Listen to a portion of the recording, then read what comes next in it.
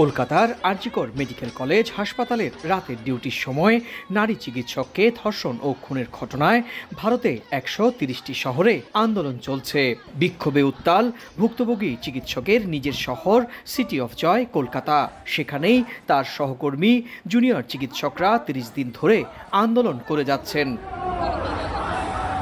এবার সেই আন্দোলন প্রত্যাহার করে মঙ্গলবার বিকেল ৫টার মধ্যে সবাইকে কাজে ফেরার নির্দেশ দিয়েছেন সুপ্রিম কোর্টের প্রধান বিচারপতি। আমরা জুনিয়র ডাক্তাররা কর্মবিরতিতে ছিলাম, কিন্তু সিনিয়র ডাক্তাররা কর্মবিরতিতে ছিল না, তারা কাজ করছেন এবং হসপিটাল চালিয়ে যাচ্ছেন। শুধু আমাদের দেশে বলে নয়, আমাদের রাজ্যে বলে নয়, সারা পৃথিবীর মানুষই নারকীয় ঘটনার বিরুদ্ধে একত্রিত হচ্ছে। তাদের প্রতি যথেষ্ট সম্মান রেখে তাদেরকে বলছি, কিন্তু অন্যদিকে গরিব মানুষের কথাও ভাবতে হবে। এরপরই রীতিমতো তথ্য উপাত্ত নিয়ে সংবাদ সম্মেলন করেছেন রাজ্যটির মুখ্যমন্ত্রী মমতা বন্দ্যোপাধ্যায়। তার দাবি ৭০,০০০ মানুষ চিকিৎসা সেবা পাননি, ১৫০০ হৃদরোগে আক্রান্তদের অস্ত্রোপচার করা যায়নি, এমনকি ২৩ জন রোগী চিকিৎসা না পেয়ে মারা গেছেন। মমতার আরও দাবি, এই আন্দোলনের পেছনে বিজেপি বাম জড়িত।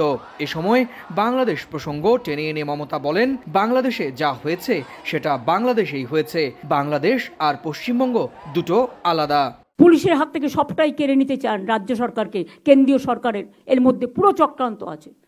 আমি কোর্টকে কোনো ব্যাপারে একটি কমেন্টসও করব না, because we are bound to accept the court verdict. চিকিৎসককে ধর্ষণ ও খুনের ঘটনায় অভিযুক্তদের গ্রেপ্তারের দাবিতে ৯ আগস্টের পর থেকেই আন্দোলন চলছে।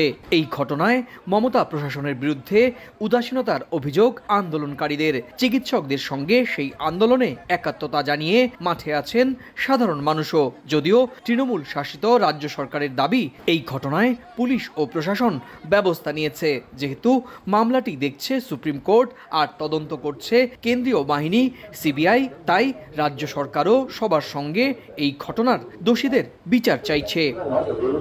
সুব্রত আচার্য, সময় সংবাদ, ভারত।